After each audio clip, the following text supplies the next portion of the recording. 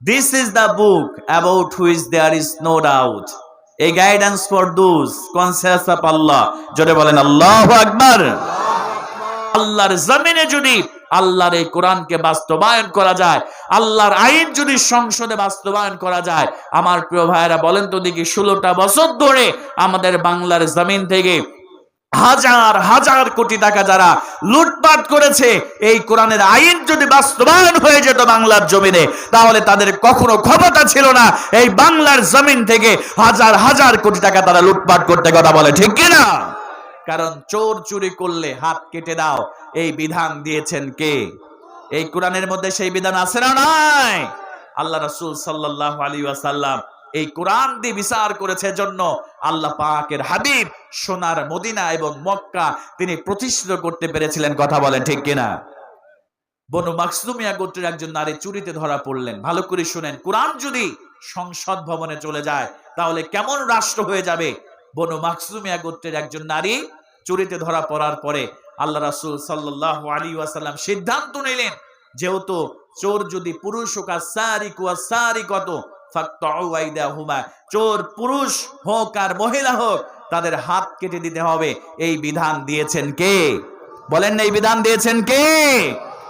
أما بعد فقد قال الله تعالى في كلامه المجيد والفرقانه الحميد। সকলে আমার সঙ্গে জবান ছেড়ে দিয়ে পড়েন, আউযু বিল্লাহি মিনাশ শাইতানির রাজীম। বিসমিল্লাহির রাহমানির রাহিম। وننزل من القرآن ما هو شفاء ورحمة للمؤمنين ولا يزيد الظالمين إلا خسارا। وقال الله تعالى في شان حبيب، إن الله وملائكته يصلون على النبي يا أيها الذين آمنوا صلوا عليه وسلموا تسليما اللهم। প্রিয় ভাইরা, আমরা যে কিতাবটি থেকে কথা শুনতে এসেছি সবাই একটু আওয়াজ দিয়ে বলবেন এই কোরআনের এই কিতাবের নাম কি? আর একটু জোরে বলেন, যুবক ভাইরা বলেন, আল কোরআন। This is the book about which there is no doubt, a guidance for those conscious of Allah. জোরে বলেন আল্লাহু আকবার। আল্লাহ রাব্বুল আলামিন বলেন, আলিফ লাম মিম যালিকাল কিতাবু লা রাইবা ফীহি হুদাল লিল মুত্তাকিন। জোরে বলেন আল্লাহু আকবার। আল্লাহ রাব্বুল আলামিন বললেন, আলিফ লাম মিম, এগুলোকে হুরুফে মুকাত্তাত বলা হয়।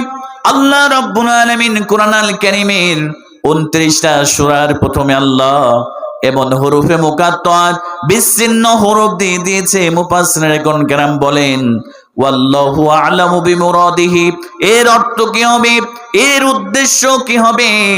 এর অর্থ উদ্দেশ্য আল্লাহ ছাড়া দুনিয়ার কোনো মানুষ জানে না। জোরে বলেন সুবহানাল্লাহ।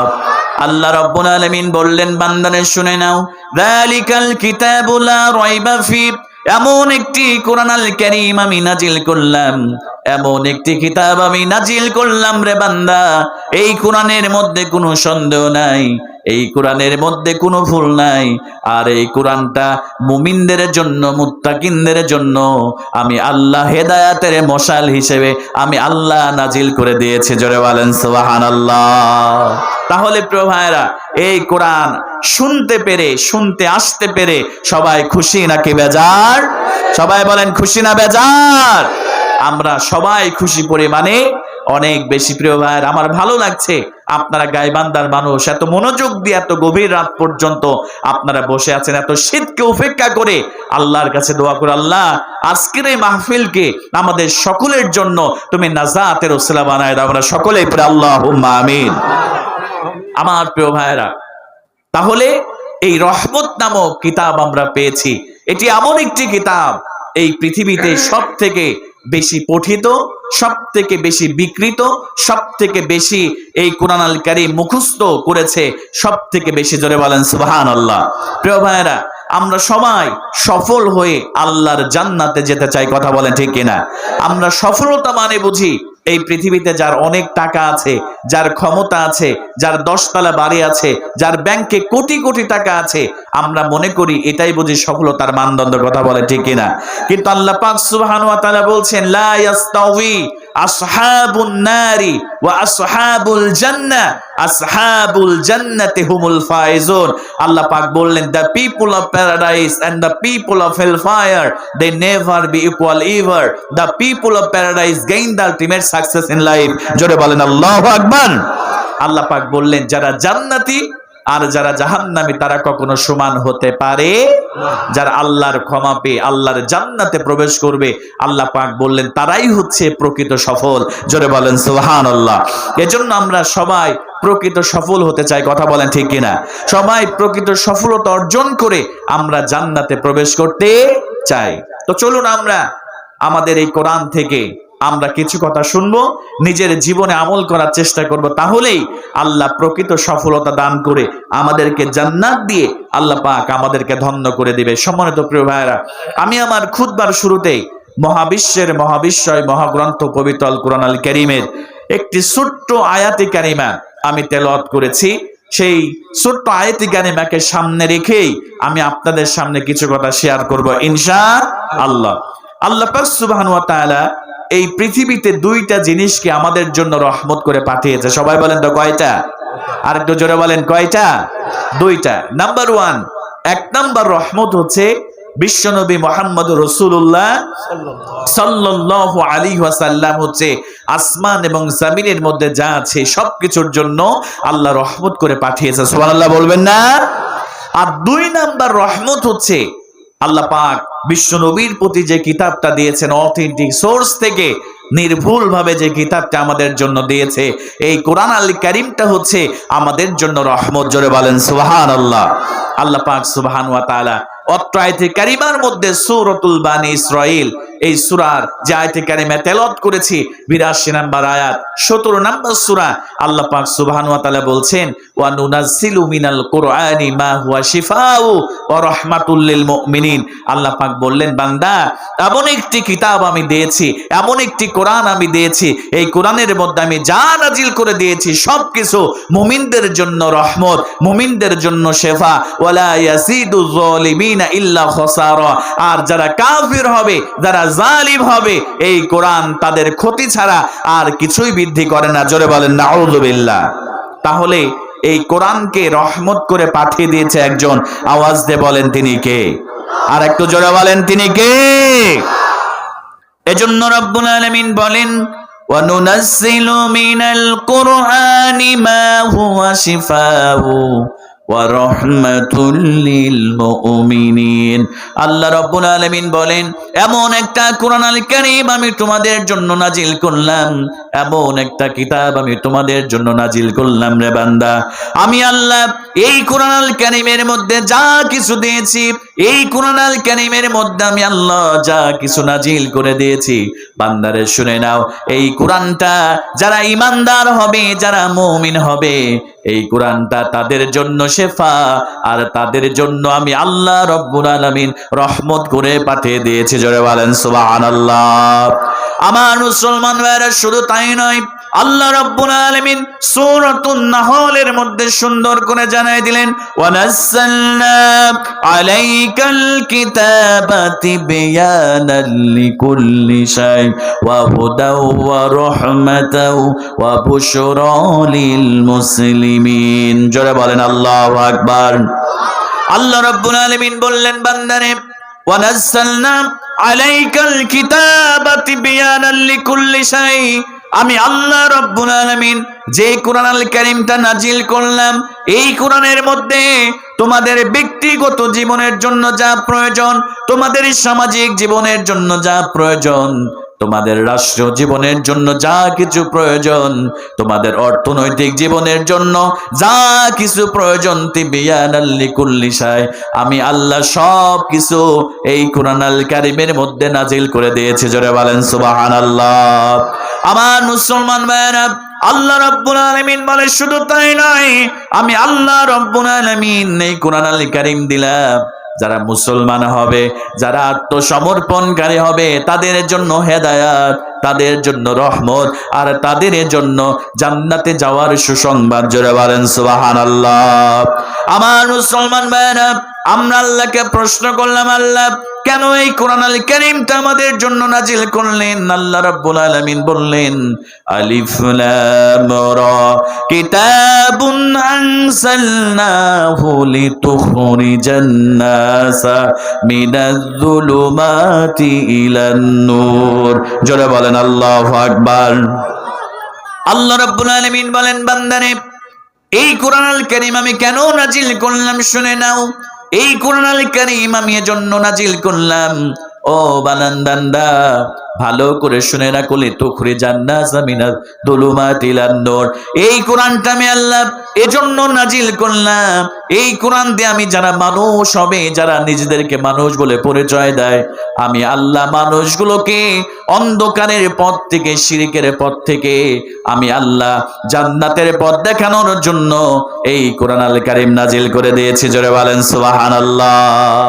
তাহলে আল্লাহ পাক সুবহানাহু ওয়া তাআলা এই কোরআন দিয়েছেন আমাদেরকে আলোর পথ দেখানোর জন্য, জাহান্নামের পথ থেকে আল্লাহ পাক জান্নাতের পথ দেখানোর জন্য এই কোরআন নাজিল করেছে। জোরে বলেন সুবহানাল্লাহ।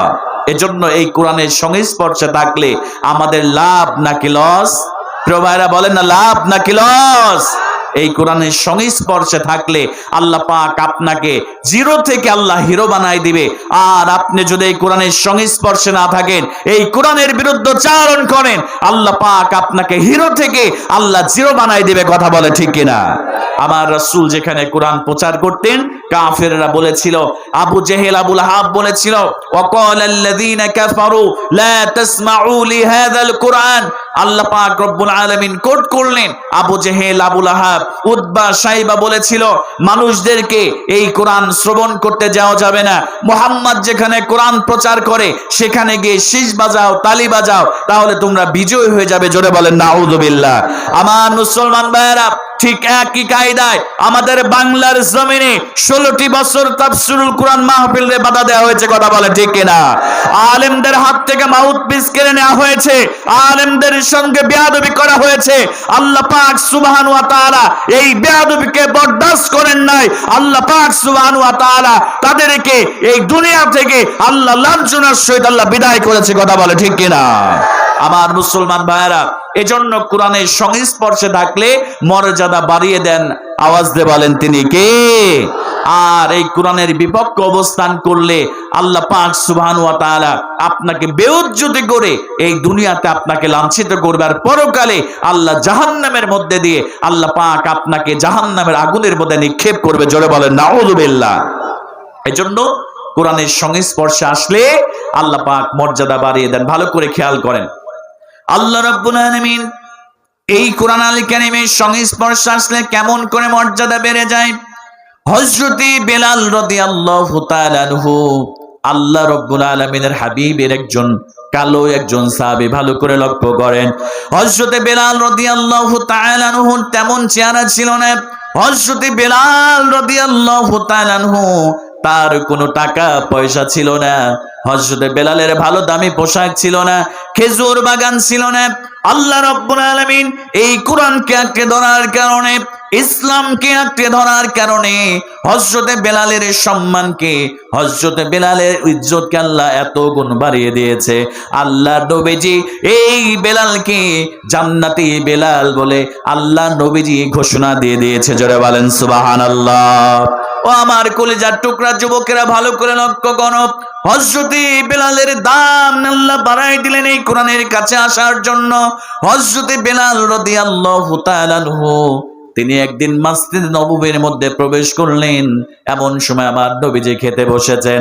আমার নবীজি দস্তরখানা বিছিয়ে সুন্দর সুন্দর খাবারগুলো আমার নবীজি সাহাবায়ে কেরামদের কিনে বসেছেন খাওয়ার জন্য। এমন সময় ফাজা বেলাল, বেলাল চলে আসলেন। আমার নবীজি হযরতে বেলাল কি দেখে খুশি হয়ে গেলেন। হযরতে বেলালকে ডাক দিলেন, বেলাল রে, আমাদের সঙ্গে তুমিও খাবার অংশগ্রহণ করো, আমাদের সামনে মজার মজার খাবার রয়েছে।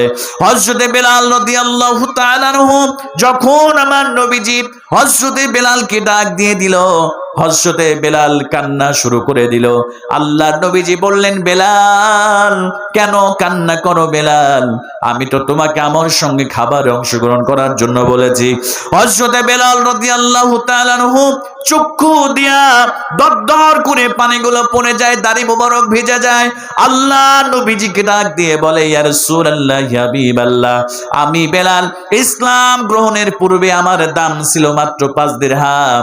আমার কোনো টাকা নাই, আমার কোনো পয়সা নাই, আমার কোনো খেজুর বাগান নাই। ইয়া রাসূলুল্লাহ, আপনি বেলালকে ডেকেছেন। ইয়া রাসূলুল্লাহ, আমার পরনে তো ভালো কোনো পোশাক নাই, আমার পরনে সেরা পোশাক। ইয়া রাসূলুল্লাহ, আপনার মতো সর্বশ্রেষ্ঠ মহামানব আমাকে ডেকেছে, এর চেয়ে খুশির সংবাদ, এর থেকে খুশির বিষয় আমি বেলালের আর কিছুই হতে পারে না। জোরে বলেন আল্লাহু আকবার।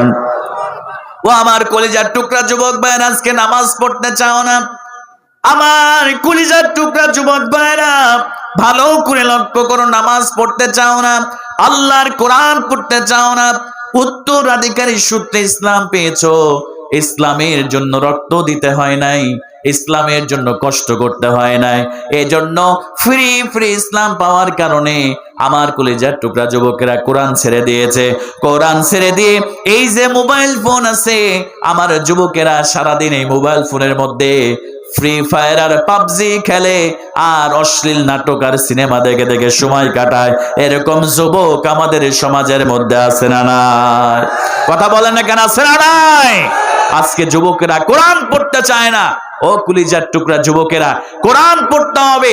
আজকে মোবাইল ফোনের মধ্যে তুমি অশ্লীল সিনেমা দেখো, মোবাইল ফোনের মধ্যে পর্নোগ্রাফি দেখো, এই মোবাইল ফোনের মধ্যে তুমি ফ্রি ফায়ার আর পাবজি খেলো, আল্লাহর কসম করে বলছি যুবক, তোমার ঠিকানা আল্লাহর জাহান্নাম হবে। কথা বলে ঠিক কিনা? আমার কলিজার টুকরা যুবকেরা, মনোযোগটা বাড়ায় দাও। অনেক যুবক আছে রাতের বেলা আব্বা আম্মা পাশের রুমে ঘুমিয়ে যায়। অনেক যুবক আছে রাতের বেলা ঘরের দরজা জানালা গুলো বন্ধ করে দেয়া, যুবকেরা এই মোবাইল ফোনটা হাতে নিয়া, অনেক যুবক আছে কানের মধ্যে ইয়ারফোন নিয়া, কারণ তারা চিন্তা করে যদি বাইরের কেউ শুনে ফেলে।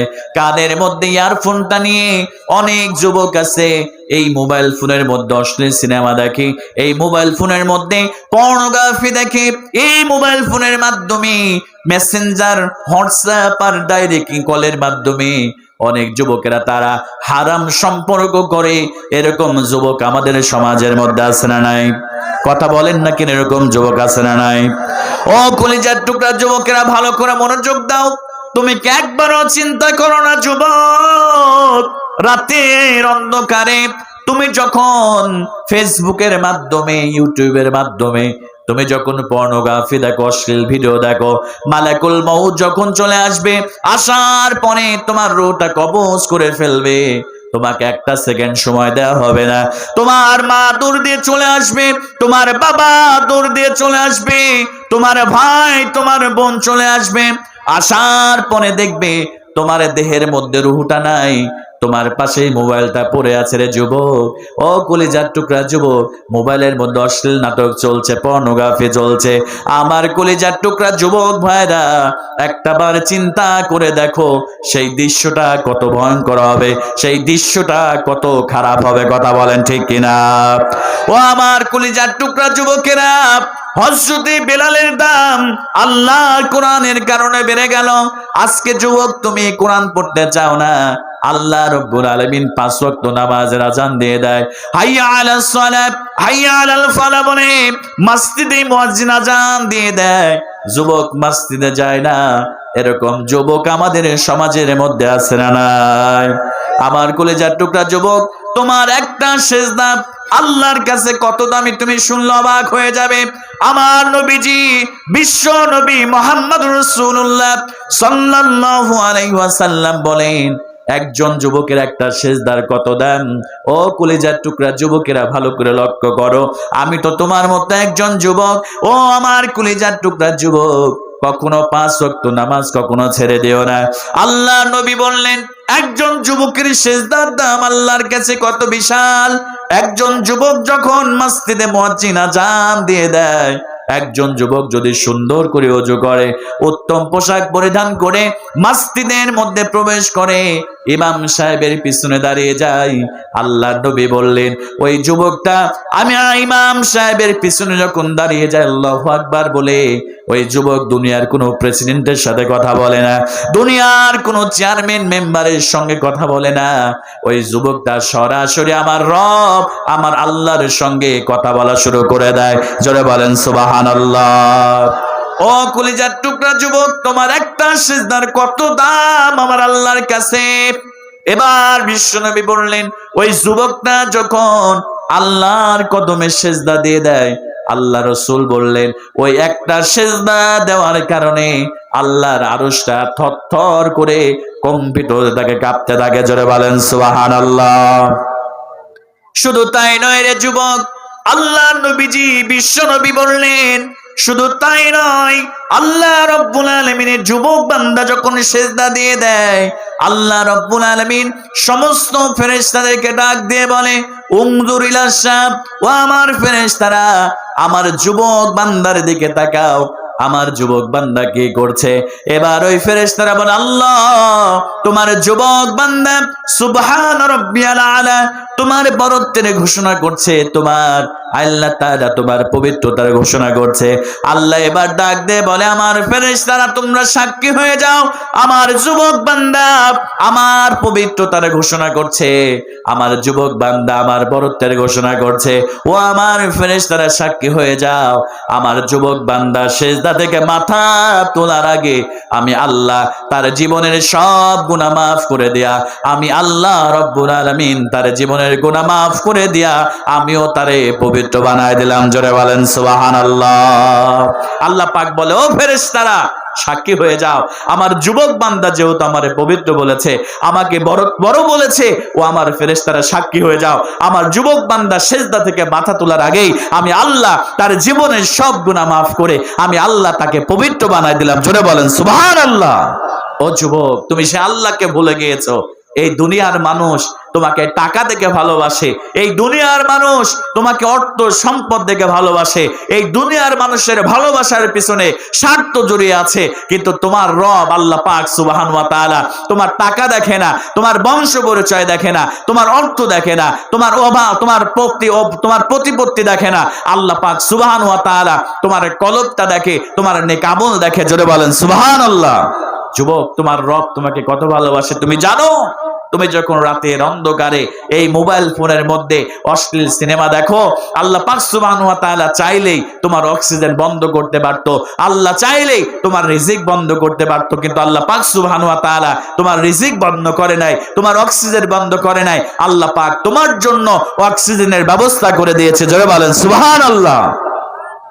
এজন্য আমার কলিজার টুকরা যুবকেরা, হযরত বেলাল রাদিয়াল্লাহু তাআলা আনহু তার ইসলাম গ্রহণের পূর্বে দাম মাত্র ছিল 5 দিরহাম। সবাই বলেন কয় দিরহাম? মাত্র 5 দিরহাম হযরত বেলালের দাম ছিল। উমাইয়া বিন খালদ যখন টের পেল বেলাল ইসলাম গ্রহণ করেছে, ইসলাম কবুল করেছে, এবার হযরত বেলালকে ধরে নিয়ে যাওয়ার পরে মরুভূমির মধ্যে বেলালকে শুয়ে দেওয়া হলো। আর বেলালকে বলা হলো, বেলাল রে এখনো সময় আছে, ইসলাম ছেড়ে দে, মুহাম্মাদের ধর্মকে ছেড়ে দে, আল্লাহর কোরআন ছেড়ে দে, আল্লাহর তাওহীদ থেকে তুই পিছনে ফিরে আয়। হযরত বেলাল বলল, উমাইয়া বিন খালদ শুনে রাখো, আমাকে যতই তুমি কষ্ট দাও না কেন, আমাকে যতই তুমি নির্যাতন করো না কেন, আমাকে যতই তুমি খাবার দাও না কেন, যে আল্লাহর ইসলাম কবুল করেছি, আল্লাহর কোরআনকে আঁকড়ে ধরেছি উমাইয়া বিন খালদ, আমার জীবন চলে যাবে, তবু ইসলাম থেকে আল্লাহর কোরআন থেকে আমি বেলাল পিছনে ফিরে যাব না। জোরে বলেন সুবহানাল্লাহ।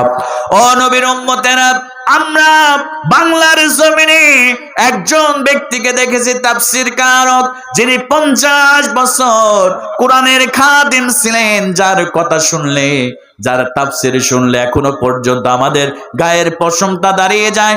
আল্লামা দিলওয়ার হোসেন সাঈদী রাহমাতুল্লাহ আলাইহিকে কাফেরেরা জালিম শাসক অফার দিয়েছিল, আপনি কোরআনের কথা বলবেন না, হক কথাগুলো মানুষদের কাছে বলবেন না, তাহলে আপনাকে জেল থেকে ছেড়ে দেওয়া হবে, আপনাকে পদ দেওয়া হবে, টাকা পয়সা দেওয়া হবে।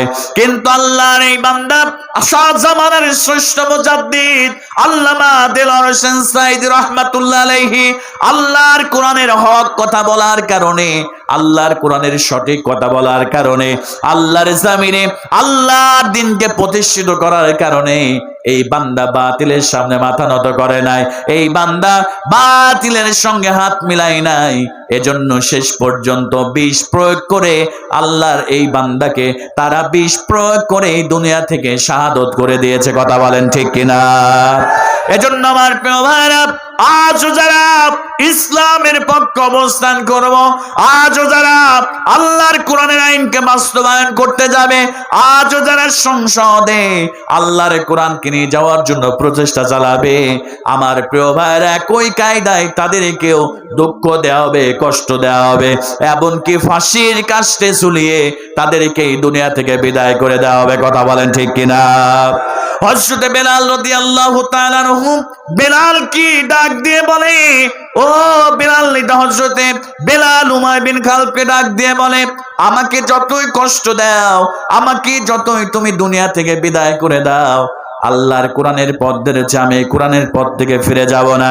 হযরত বেলালকে এবার যে বেলাল জিহ্বাটা বের করে আল্লাহর শাহাদাতের ঘোষণা দেয়, ও কলেজার টুকরা যুবক ভাইরা ভালো করে লক্ষ্য করো, এবার উমাইয়া বিন খালদ খেজুর গাছের কাটা নিয়ে আসার পরে হযরত বেলালকে বলল, বেলাল রে, কোনো সময় আছে, ইসলাম ছেড়ে দে, আল্লাহর কোরআন ছেড়ে দে।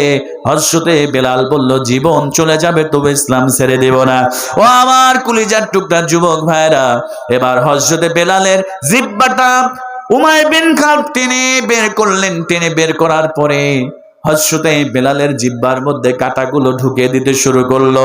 যখন জিহ্বার মধ্যে কাঁটাগুলো দিতে শুরু করলো, হযরত বেলালের জিহ্বাটা ছিদ্র হয়ে রক্তগুলো আল্লাহর জমিনের মধ্যে টপ টপ করে পড়তে শুরু হলো। জোরে বলেন নাউজুবিল্লাহ। হযরত বেলালকে বলা হলো, বেলাল রে, এখনো সময় আছে রে বেলাল, আল্লাহর কোরআন ছেড়ে দে।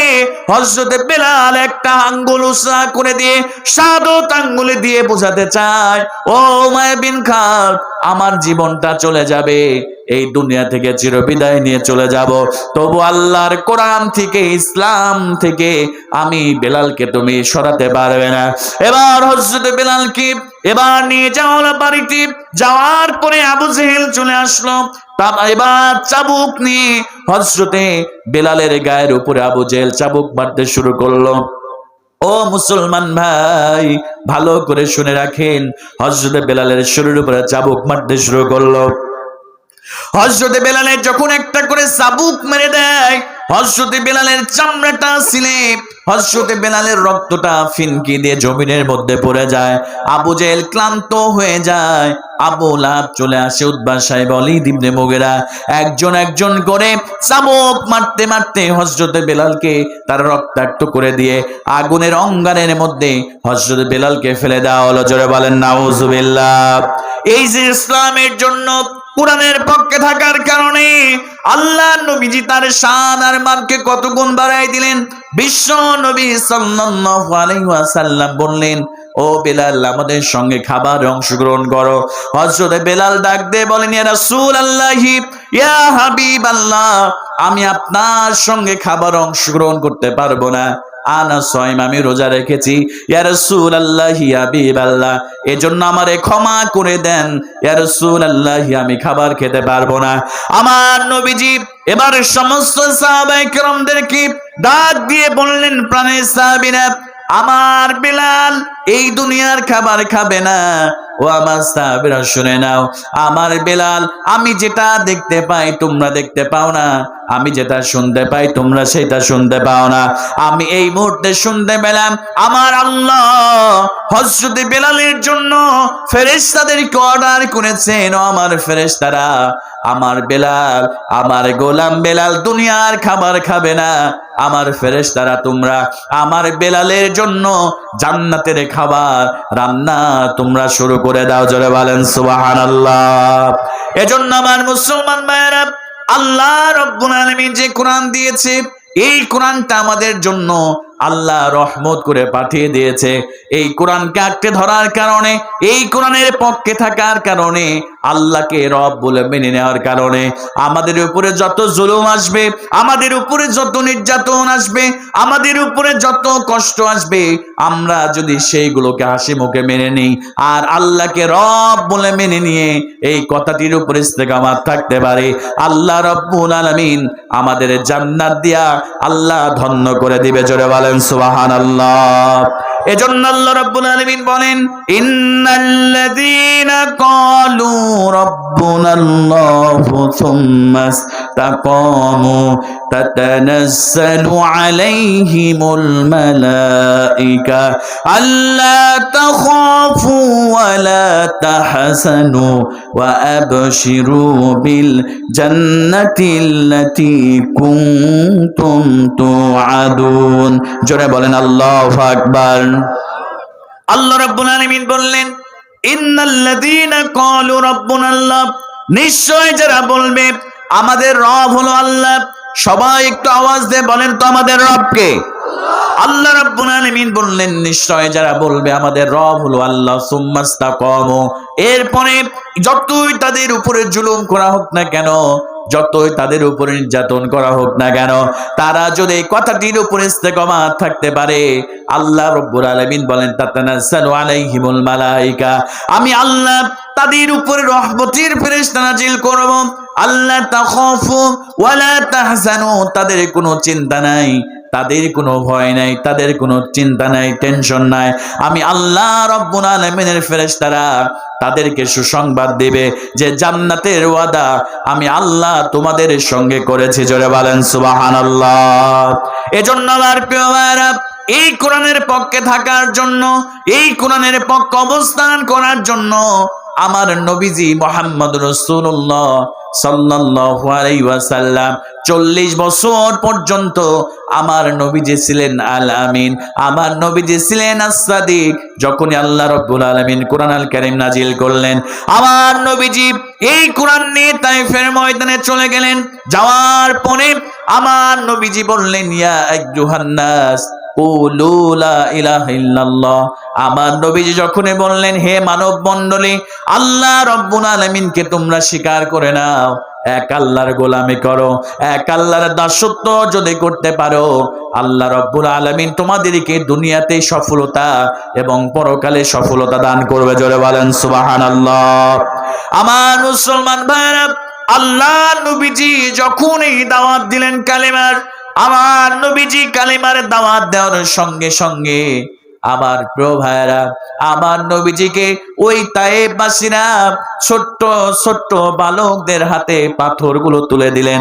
পাথরটা তুলে দেওয়ার পরে বললেন, যাও, মুহাম্মদ নামের পাগল এসেছে, ওই মুহাম্মদ নামের পাগল কি তোমরা পাথর নিক্ষেপ করতে শুরু করে দাও। জোরে বলেন নাউজুবিল্লাহ। ও আমার মুসলমান ভাইরা, আল্লাহ নবীজি যার শরীরের মধ্যে কোনো মাছি বসে নাই, যার শরীরের মধ্যে কখনো কোনো ঘা পসরা হয় নাই, আল্লাহ নবীজি সাল্লাল্লাহু আলাইহি ওয়াসাল্লামকে এই কোরআনের জন্য তায়েফের সন্তানেরা তারা পাথর মারতে শুরু করলেন। আমার নবীজি ডাক দিয়ে বলে, তায়েফবাসীরা, আমারে পাথর মেরো না, আমি নবীজি তোমাদের কাছে কোনো টাকা চাই না, আমি নবীজি তোমাদের কাছে কোনো ধন সম্পদ চাই না, আমি নবীজি কোনো উট চাই না, খেজুর বাগান চাই না, আমি তো তোমাদেরকে জান্নাতের পথ দেখাতে এসেছি। ও ও তায়েফবাসীরা আমারে আর মেরো না। তারা শুনলো না, আমার নবীজিকে পাথর মারতে শুরু করলো। আহারে আমার নবীজি বারবার ডাক দিয়ে বলে, ও তায়েফবাসীরা, আমি নবীজি, আমার মা নাই, আমার মা তো জন্মের কয়েক বছর পরে ইন্তেকাল করেছে, আমার বাবা জন্মের আগে ইন্তেকাল করেছে, আমারে আর তোমরা মেরো না, আমি নবীজি সহ্য হয় না। তারা শুনলো না, আমার নবীজিকে এত জোরে জোরে পাথর মারতে শুরু করলেন, আমার নবীজির চামড়া মুবারকটা ফেটে ফিনকি দিয়ে রক্তগুলো আল্লাহর জমিনের মধ্যে পড়তে শুরু করলো। যারা উমরা বা হজে গিয়েছেন, আমি কিছুদিন আগে উমরাতে গিয়েছিলাম, ও কলিজার টুকরা ভাইরা, আল্লাহ নবীজি যেখানে অজ্ঞান হয়ে পড়ে গিয়েছিল পাহাড়ের পাদদেশে, আজ পর্যন্ত ওই জায়গাটা পাথর দিয়ে ঘেরাও করা আছে, ওই জায়গাটা চিহ্নিত করা আছে। আমার নবীজি অজ্ঞান হয়ে পড়ে গেলেন, বিশ্ব নবী মুহাম্মদ রাসূলুল্লাহ সাল্লাল্লাহু আলাইহি ওয়াসাল্লামকে এমন করে পাথর মারা হয়েছিল। আম্মা জান আয়েশা সিদ্দিকা রাদিয়াল্লাহু তাআলা আনহা মাঝে মাঝে আমার নবীজির শরীরের মধ্যে তেল মালিশ করে দিত। আম্মা জান আয়েশা সিদ্দিকা রাদিয়াল্লাহু তাআলা আনহা বলছেন, ইয়া রাসূলুল্লাহি, ইয়া হাবিবাল্লাহ, হুজুর গো, আপনার পিঠের মধ্যে ছোট্ট ছোট্ট কালো কালো দাগগুলো গর্ত হয়ে আছে, ইয়া রাসূলুল্লাহ, এই দাগগুলো কিসের আপনি বলেন? আমার নবীজি বললেন, ও আয়েশা, শুনে নাও শুনে নাও, আমি নবীজির গায়ে কখনো ঘা পচরা বসা হয় নাই, আমি নবীজির শরীরে আল্লাহ মশা মাছিকে বসা হারাম করে দিয়েছে। আয়েশারে শুনে নাও, ওই যে তায়েফের ময়দানে আল্লাহর কোরআন নিয়ে গিয়েছিলাম আয়েশা, ওই কোরআন নিয়ে যাওয়ার কারণে তারা আমাকে পাথর মেরে মেরে আমি নবীজির পিঠটা ক্ষত বিক্ষত করে দিয়েছিল। আমি নবীজির শরীরের মধ্যে ওই পাথরের আঘাত এখনো যায় নাই, ওই পাথরের আঘাত গুলো আমি নবীজির শরীরের মধ্যে এখনো রয়ে গিয়েছে। জোরে বলেন নাউজুবিল্লাহ। এজন্য আমার মুসলমান ভাইরা, আল্লাহ রাব্বুল আলামিন বলেন, ওয়া নুনাজ্জিলু মিনাল কুরআনি মা হুয়া শিফাউ ওয়া রাহমাতুল লিল মুমিনিন। আল্লাহ রাব্বুল আলামিন বললেন, এমন একটা কোরআনুল কারীম আমি তোমাদের জন্য নাজিল করলাম, এই কোরআনটা মুমিনদের জন্য শেফা, আর এই কোরআনুল কারীমটা মুমিনদের জন্য আমি আল্লাহ রহমত করে পাঠিয়ে দিয়েছি। জোরে বলেন সুবহানাল্লাহ। আমার মুসলমান ভাইরা, কেমন রহমত করে আল্লাহ কোরআন দিলেন। এই কোরআনকে আপনি যদি স্পর্শ করেন, এই কোরআনকে ধরলে সওয়াব, এই কোরআনকে মানলে সওয়াব, এই কোরআন পড়লে সওয়াব। আবার যদি এমন একটা রহমত আল্লাহ দিলেন, আল্লাহ নবী বললেন, এই কোরআনের দিকে যদি কেউ তাকায়, আল্লাহ তার আমল নামায়, আল্লাহ কোরআনের দিকে তাকানোর কারণে আল্লাহ তার আমল নামায় সওয়াব দিয়ে দেয়। জোরে বলেন সুবহানাল্লাহ। বিশ্ব নবী সাল্লাল্লাহু আলাইহি ওয়াসাল্লাম বলেন, আন-নাযারু ইলা সালাসাতি আশয়া ইবাদাত। আল্লাহ নবীজি মুহাম্মদুর রাসূলুল্লাহ সাল্লাল্লাহু আলাইহি ওয়াসাল্লাম বলেন, এই পৃথিবীতে এমন তিনটা জিনিস আছে যার দিকে নজর করলে আল্লাহ সওয়াব দেয়। সাহাবায়ে কেরাম বললেন, ইয়া রাসূলুল্লাহ, কোন তিনটা জিনিসের দিকে তাকালে সওয়াব? আল্লাহ নবীজি বললেন, এক নাম্বার আন-নাযার ইলাল কাবা। আল্লাহর কোন বান্দা বান্দি যদি মক্কায় গিয়ে আল্লাহর কাবার দিকে, বাইতুল্লাহর দিকে নজর করে, আল্লাহ রাব্বুল আলামিনের হাবিব বললেন, বাইতুল্লাহর দিকে নজর করার কারণে আল্লাহ তার চোখের সগীরা গুনাহ মাফ করে দেয় এবং তার আমলনামায় রব্বুল আলামিন সওয়াব লিপিবদ্ধ করে দেয়। জোরে বলেন সুবহানাল্লাহ। এবার সাহাবায়ে কেরাম বললেন, ইয়া রাসূলুল্লাহ, ও হাবিবাল্লাহ, দুই নম্বরে কোন জিনিসের দিকে তাকালে সওয়াব? এবার বিশ্বনবী বললেন, দুই নম্বরে আন-নাযার ইলাল ওয়ালিদাইন। আল্লাহর কোন বান্দা বান্দি যদি আল্লাহ রাব্বুল আলামিন তাদেরকে মা বাবা দিয়েছেন নিয়ামত হিসেবে, কোন সন্তান যদি তার মা বাবার দিকে নজর করে, আল্লাহ নবী বললেন, মা বাবার দিকে একবার যদি নেক নজর দেয়, আল্লাহ রাব্বুল আলামিন তার আমলনামায় একটা কবুল হজের সওয়াব দিয়ে দেয়। জোরে বলেন সুবহানাল্লাহ।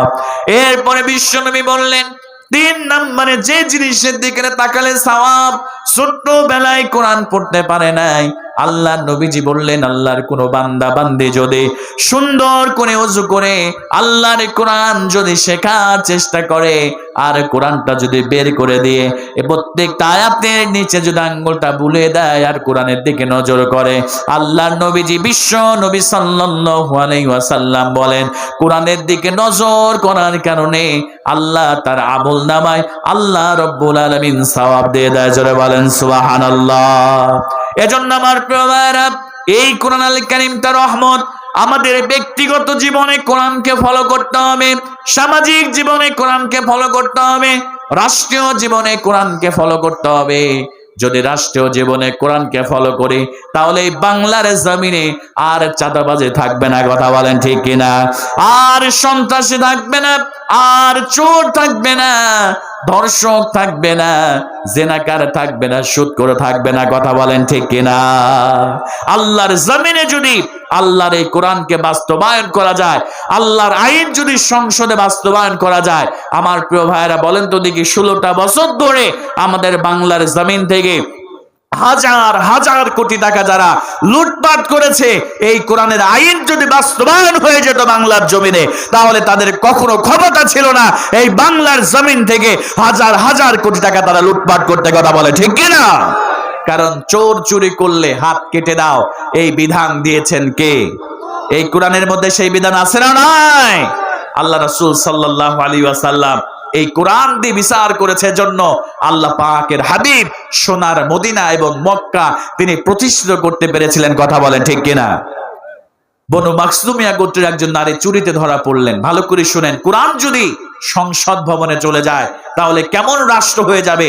বনু মাখজুমিয়া গোত্রের একজন নারী চুরিতে ধরা পড়ার পরে আল্লাহ রাসূল সাল্লাল্লাহু আলাইহি ওয়াসাল্লাম সিদ্ধান্ত নিলেন, যেহেতু চোর যদি পুরুষ হোক, আস-সারিকু ওয়াস-সারিকাতু ফাকতাউ আইদাহুমা, চোর পুরুষ হোক আর মহিলা হোক তাদের হাত কেটে দিতে হবে। এই বিধান দিয়েছেন কে? বলেন না, এই বিধান দিয়েছেন কে? বনু মাখজুমিয়া গোত্র, সম্ভ্রান্ত গোত্র। আল্লাহ রাসূল সাল্লাল্লাহু আলাইহি ওয়াসাল্লাম হাত কেটে দিবে, সাহাবায়ে কেরাম সবাই মিলে মদিনার মধ্যে কানাকানি শুরু হয়ে গেল। আল্লাহ রাসূল যদি ওই নারীর হাতটা কেটে দেয় তাহলে মদিনার মধ্যে বিশৃঙ্খলা শুরু হয়ে যাবে, মারামারি শুরু হয়ে যাবে। আল্লাহ রাসূল তা হাত কেটে অবশ্যই দিবেন। আল্লাহ রাসূল কম্প্রোমাইজ করবে না, কোরআন দিয়ে বিচার করবেন। যদি আল্লাহ রাসূল হাত কেটে দেয়, মুসলমানদের সঙ্গে বনু মাখজুমিয়া গোত্রের ওই নারীর যখন হাত কেটে দিবে, মারামারি শুরু হয়ে যাবে। সাহাবায়ে কেরাম কানাকানি শুরু করে দিলেন। আল্লাহর নবী ইসলামিনে কানাকানি শুরু করে দিলেন, মদিনার মধ্যে মারামারি শুরু হয়ে যাবে, মদিনার মধ্যে মারামারি রক্তপাত শুরু হয়ে যাবে। এবার আল্লাহ নবীর কাছে গিয়ে কে বলবে মহিলার হাত কেটে দিয়েন না? সমস্ত সাহাবায়ে কেরাম মিলে সিদ্ধান্ত নিল, উসামা বিন যায়েদ হলো বিশ্বনবীর পালক পুত্রের সন্তান। আল্লাহ নবীজি তাকে অনেক ভালোবাসতেন। সমস্ত সাহাবায়ে কেরাম গিয়ে বললেন, ও উসামা বিন যায়েদ, তুমি আল্লাহ নবীর কাছে গিয়ে বলো সে যেন ওই সে যেন বনু মাখজুমিয়া গোত্রের নারীর হাতটা কেটে না দেয়। এবার উসামা বিন যায়েদ চলে গেলেন বিশ্ব নবীর কাছে। আল্লাহ নবীজির কাছে গিয়ে বললেন, ইয়া রাসূলুল্লাহি, ইয়া হাবিবাল্লাহ, আপনি বনু মাখজুমিয়া গোত্রের নারীর হাতটা কেটে দেন না। আল্লাহ নবীজি যখন এই কথাটা শুনতে পারলেন, আমার নবীজির চেহারাটা রক্তের মতো রক্তিম হয়ে গেল, লাল গোলা হয়ে গেল। আমার নবীজি উসামা বিন যায়েদকে ডাক দিয়ে বললেন, ও উসামা বিন যায়েদ, তোমার কেমন করে সাহস হয়? আল্লাহর কোরআনের বিধান দিয়েছে চোরের হাত কেটে দাও, আর তুমি বলো ইয়া রাসূলুল্লাহ চোরের হাত কেটে দিয়ে না। ও উসামা বিন যায়েদ, শুনে নাও, আমার ফাতিমাও যদি চুরিতে ধরা পড়ে, নামাজ চুরিতে ধরা পড়তো, আমার নয়নের পুটুলি, আমার কলিজার টুকরা, আমার ফাতিমা যদি চুরিতে ধরা পড়তো, ও উসামা বিন যায়েদ শুনে রাখো, আমি নবীজি এক কোপ দিয়ে আমার ফাতিমার হাতটা কেটে দিতে আমি নবীজি 10টা সেকেন্ড দেরি করতাম না, আমি সঙ্গে সঙ্গে আমার ফাতিমার হাতটা কেটে দিতাম। জোরে বলেন আল্লাহু আকবার। এজন্য আমার প্রিয় ভাইরা, এই বাংলার জমিনে আল্লাহর কোরআনের আইন দ্বারা যদি রাষ্ট্র পরিচালনা করা হতো, তাহলে দেশের সম্পদ, রাষ্ট্রের সম্পদ তারা বাহিরে বাড়ি গাড়ি করা আর সম্পদের পাহাড় করার সাহস তারা পেত না। কথা বলেন ঠিক কিনা? আমার মুসলমান ভাইয়েরা, যদি বাংলাদেশের যত টেলিভিশনের চ্যানেল রয়েছে, যদি বাইতুল মোকাররমের সামনে এক একটা চোর, যারা দেশের টাকা, যারা জনগণের টাকা, দেশের সম্পদকে যারা লুটপাট করেছে, তাদেরকে যদি লাইভ টেলিকাস্টের মাধ্যমে তাদের হাতটা কেটে দেওয়া হতো, আল্লাহর কসম করে বলছি এই বাংলাদেশ চোর মুক্ত করা একদিনের ব্যাপার হতো। কথা বলে ঠিক কিনা? আজকে ধর্ষণ মুক্ত বাংলাদেশ গড়া হচ্ছে না। আমরা দেখেছি বাংলাদেশের জমিনে সোনার ছেলেরা জাহাঙ্গীরনগর বিশ্ববিদ্যালয়ে 100টা ধর্ষণ করে তারা মিষ্টি বিতরণ করেছিল। কথা বলে ঠিক কিনা? আমরা দেখেছিলাম বিভিন্ন পেপার পত্রিকার মধ্যে স্বামীকে বেঁধে রেখে স্ত্রীকে ধর্ষণ পর্যন্ত এই বাংলার জমিনে করা হয়েছে। কথা বলে ঠিক কিনা? আমার প্রিয় ভাইয়েরা, আল্লাহর কোরআনের বিধান হলো যারা ধর্ষণ করবে তাদেরকে রজম করতে হবে। যদি বাংলার জমিনে এই সিদ্ধান্ত, আইন পাশ হয়ে যেত, তাহলে এই কুলাঙ্গারদের ক্ষমতা হতো না, ধর্ষণ করার সাহস পেত না। কথা বলে ঠিক কিনা? ধর্ষণ করার সাহস পেত না। এজন্য আল্লাহর এই কোরআন দ্বারা ব্যক্তিগত জীবন, সামাজিক জীবন, রাষ্ট্রীয় জীবন, সব ক্ষেত্রে আল্লাহর এই কোরআনকে আমাদের দেখতে চাইতে হবে। কথা বলেন ঠিক কিনা? আল্লাহর জমিনে আল্লাহর দ্বীনকে প্রতিষ্ঠিত করতে পারলে এই সোনার বাংলাদেশ আল্লাহ রহমত দিয়ে, আল্লাহ বরকত দিয়ে আল্লাহ পরিপূর্ণ করে দিবে। কথা বলে ঠিক কিনা? এজন্য প্রিয় ভাইরা, একদিন সবাইকে এই দুনিয়া ছেড়ে আমাদেরকে চলে যেতে হবে। এজন্য আসুন আমরা নবীর সুন্নাহর কাছে, এই কোরআনের কাছে মাথা নত করে এই রহমত নামক কিতাবটা আমরা আঁকড়ে ধরার চেষ্টা করব ইনশাআল্লাহ। আমার প্রিয় ভাইরা, ভালো করে লক্ষ্য করেন ও আমার মায়েরা, মনোযোগটা বাড়ায় দেন। হযরতে খাদিজা রাদিয়াল্লাহু তাআলা আনহা, আল্লাহ রাব্বুল আলামিন তিনার মর্যাদা এত বাড়িয়ে দিয়েছিলেন কেন? এই পৃথিবীতে আল্লাহ কোন নারীকে আল্লাহ সালাম দেয় নাই, একমাত্র কেবলমাত্র আম্মা জানা খাদিজা রাদিয়াল্লাহু তাআলা আনহাকে আল্লাহ রাব্বুল আলামিন আরশে আজিম থেকে আমার রব সালাম দিয়েছে। জোরে বলেন সুবহানাল্লাহ। ও আমার আম্মা জানেরা, ভালো করে লক্ষ্য করেন, আম্মা জান খাদিজা রাদিয়াল্লাহু তাআলা আনহা মাঝে মাঝে আমার নবীজিকে জড়ায় ধরে কান্না শুরু করে দিতেন। আমার নবীজিকে জড়ায় ধরে কান্না করতেন, ইয়া রাসূলুল্লাহ, ইয়া হাবিবাল্লাহ, আপনি, আমার বড় ভয় হয়, কবরের জগতের জন্য ভয় হয়। আল্লাহ নবীজি বলতেন, ও খাদিজা, তুমি কেন কান্না করো? আল্লাহ তোমার শান, তোমার মান, তোমার মর্যাদা এত গুণ বাড়িয়ে দিয়েছে রে খাদিজা, তুমি চিন্তা করো না। ও খাদিজা, তুমি টেনশন করো না। খাদিজারে তুমি ভয় পেও না, যে আল্লাহ তোমাকে সালাম দিয়েছে, ওই আল্লাহ তোমার কবরে কোনো আযাব দিবে না। হযরত আম্মা জান খাদিজা বলতেন, ইয়া রাসূলুল্লাহি, ইয়া হাবিবাল্লাহ, হুজুর গো, আপনি তো বলেছেন আল কবরু রাউযাতুম মিন রিয়াজিল জান্নাহ, এই কবরটা কারো কারোর জন্য জান্নাতের বাগান হয়ে যাবে। ইয়া রাসূলুল্লাহ, ইয়া হাবিবাল্লাহ, আবার এই কবরটা কারো কারোর জন্য জাহান্নামের গর্ত হয়ে যাবে। আম্মা জান খাদিজা রাদিয়াল্লাহু তাআলা আনহা, ও আমার মায়েরা, ভালো করে লক্ষ্য করেন, আম্মা জান খাদিজা একদিন বিশ্বনবীকে জড়ায় ধরে আও করে কান্না শুরু করলো, ইয়া রাসূলুল্লাহ, ইয়া হাবিবাল্লাহ, কখন জানি আমি খাদিজা ইন্তেকাল করব। ইয়া রাসূলুল্লাহ, আমার বড় ভয় হয়, ওই কবরটা আমার সঙ্গে কেমন আচরণ করবে আমি জানি না। ইয়া রাসূলুল্লাহ, কথা দেন, আমি যখন ইন্তেকাল করব আপনি আমারে 3টা জিনিস দিয়ে ধন্য করবেন। আম্মা জান খাদিজা বিশ্ব নবীর কাছে 3টা জিনিস চাইলেন। আল্লাহ নবীজি বললেন, খাদিজারে চিন্তা করো না, ও খাদিজা টেনশন করো না, আল্লাহ তোমার উপরে খুশি আছে, তোমার কবর আযাব হবে না। ও আমার মায়েরা, ভালো করে লক্ষ্য করেন যে খাদিজাকে আল্লাহ সালাম দিয়েছে, সেই খাদিজার কত টেনশন কবরের জন্য। আল্লাহ নবীজিকে বললেন, ইয়া রাসূলুল্লাহ, ওই কবরের আযাব থেকে বাঁচার জন্য 1 নাম্বার যে জিনিসটা চাই গো নবী, সেটি হলো আমি যখন ইন্তেকাল করব আপনার জুব্বা মুবারক দিয়া আমি খাদিজার কাফনের কাপড় আপনি পরায় দিবেন। জোরে বলেন আল্লাহু আকবার।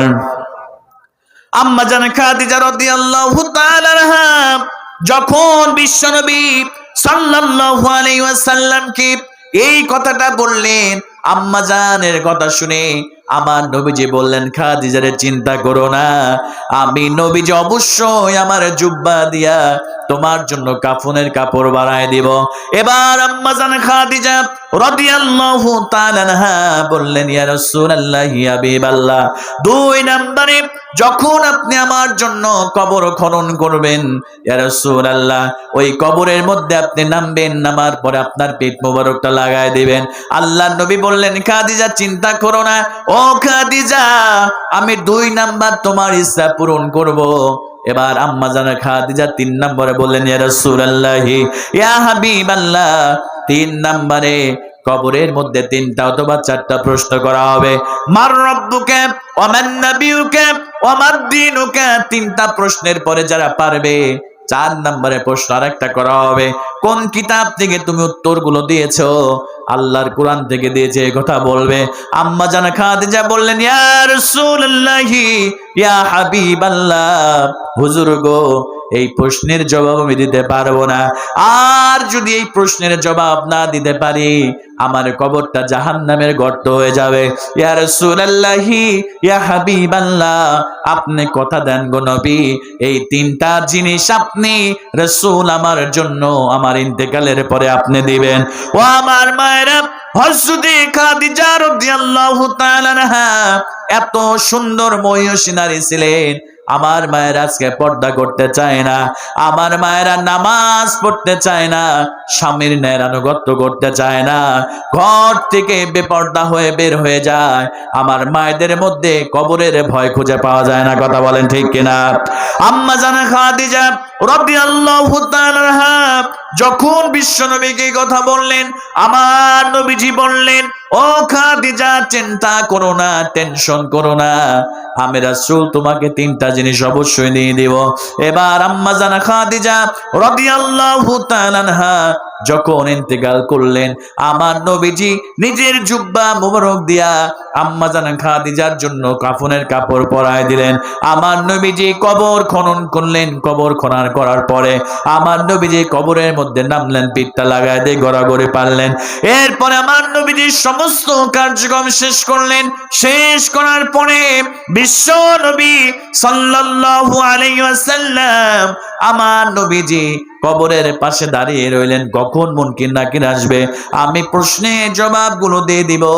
সমস্ত সাহাবায়ে কেরাম এসে বললেন, ইয়া রাসূলুল্লাহ, ইয়া হাবিবাল্লাহ, চলেন ঘরে ফিরে যাই, অনেক তো বেলা হয়ে গেল, আল্লাহর নবী আর দেরি করবেন না। আমার নবীজি বললেন, ওমর, আবু বকর, উসমান, আলী, তোমরা ঘরে ফিরে যাও, আমার খাদিজাকে আমি কথা দিয়েছি, কবরের প্রশ্নের জবাব আমি বিশ্বনবী সাল্লাল্লাহু আলাইহি ওয়াসাল্লাম, আমি খাদিজার প্রশ্নের জবাব আমি নবীজি দিয়ে দেব। জোরে বলেন সুবহানাল্লাহ। সমস্ত সাহাবায়ে কেরাম চলে গেলেন। ও নবীর উম্মতেরা, ভালো করে লক্ষ্য করেন, আমার নবীজি কবরের পাশে দাঁড়িয়ে রইলেন। আমার নবীজি দাঁড়িয়ে আছে, ফেরেশতা আসে না। বিকেল গড়িয়ে সন্ধ্যা হয়ে যায়, আমার নবীজি দাঁড়িয়ে আছে, ফেরেশতা আসে না। আল্লাহ রাব্বুল আলামিন এবার জিবরিল আমিন আলাইহিস সালাতু ওয়াস সালামকে পাঠিয়ে দিলেন, যাও রে জিবরাইল, যাও, আমার নবীজির কাছে গিয়ে জানায় দাও, আমি আল্লাহ আমার খাদিজার উপর এত সন্তুষ্ট হয়ে গিয়েছি, আমার খাদিজার উপর এত খুশি হয়ে গিয়েছি, আমি আল্লাহ আমার খাদিজার প্রশ্নের জবাব আমি আল্লাহর শাজিম থেকে দিয়ে দিয়েছি, আমার হাবিবের আর প্রশ্নের জবাব দেওয়ার দরকার নাই, আমি আল্লাহ নিজে আমার খাদিজার প্রশ্নের জবাব আমি আল্লাহ আরশে আজিম থেকে দিয়ে দিয়েছি। জোরে বলেন সুবহানাল্লাহ। এজন্য আমার মা বোনেরা, 4টা আমল কখনো ছেড়ে দিবেন না, মনোযোগ দেন। সবাই বলেন কয়টা আমল? আর একটু জোরে বলেন না, কয়টা আমল? আল্লাহ নবীজি বললেন, একজন মা একজন বোন যদি 4টা আমল করতে পারে, বিশ্ব নবী সাল্লাল্লাহু আলাইহি ওয়াসাল্লাম বলেন, আল বারআতু ইযা সাল্লাত খামসা, ও মা, 4টা আমলের মধ্যে প্রথম নম্বরে হলো আপনাকে 5 ওয়াক্ত নামাজ আদায় করতে হবে, 5 ওয়াক্ত নামাজ ছেড়ে দিবেন না। বিশ্ব নবী 2 নম্বরে বললেন, ওয়া সামাত শাহরাহা, তোমাকে রমজানের রোজা করতে হবে। তিন নম্বরে আমার নবীজি বললেন, আল্লাহ নবীজি বলেন আসনাত ফারাজাহা, লজ্জা স্থানের হেফাজত করতে হবে, পর্দা করতে হবে। আজকে আমাদের মায়েদের মধ্যে পর্দা পাওয়া যায় না। অনেক মায়েরা আছে চুলগুলো বের করে দিয়ে, সাজুগুজু করে, দেহের সৌন্দর্য বের করে দিয়ে তারা ঘর থেকে বের হয়। এমন মা বোন আমাদের সমাজের মধ্যে আছে না নাই? কথা বলেন না কেন, এরকম মা বোন আছে না নাই? আমার মায়েরা, আল্লাহ নবী বললেন যে মায়েরা চুল বের করে, আটো পোশাক পরে, দেহের সৌন্দর্য বের করে একজন মা যদি ঘর থেকে বের হয়ে যায়, আমার নবীজি বললেন ওই মা ঘরের মধ্যে না ফেরা পর্যন্ত আল্লাহর ফেরেশতারা জিনা করলে যে গুনাহ হয়, ওই মা বোনের আমল নামায় আল্লাহ সেই গুনাহ লিপিবদ্ধ করে দেয়। জোরে বলেন নাউজুবিল্লাহ। এজন্য আমার মায়েরা পর্দা করবেন। পর্দা নারীর সম্মানকে আল্লাহ কাশমি করে দেয়। আর 4 নম্বরে ওয়াতাত বালাহা, স্বামীর ন্যায় আনুগত্য করবেন। আমার মায়েরা, আম্মা জানে খাদিজার কথা শুনলেন কেন এত সম্মানিত হয়েছিল? কারণ আমার নবীজির এত খেদমত তিনি করেছে। আমার নবীজি যত রাতেই দিনের কাজ শেষ করে বাড়িতে ফিরতেন, আমার নবীজি একটা মাত্র দরজায় টোকা দিয়ে দিতেন। জোরে বলেন সুবহানাল্লাহ। বিশ্বনবী সাল্লাল্লাহু আলাইহি সাল্লাম যত রাতি ঘরে ফিরতেন একটা শুধু টোকা মারতেন। আম্মা জানে খাদিজা রাদিয়াল্লাহু তাআলা আনহা সঙ্গে সঙ্গে আল্লাহ নবীজি দরজা আল্লাহ নবীর জন্য খুলে দিতেন। আমার নবীজি বলতেন, খাদিজা তুমি কি ঘুমাও না রে খাদিজা? আম্মা জান বলতেন, ইয়া রাসূলুল্লাহ, ইয়া হাবিবাল্লাহ, আমি কেমন করে ঘুমাবো?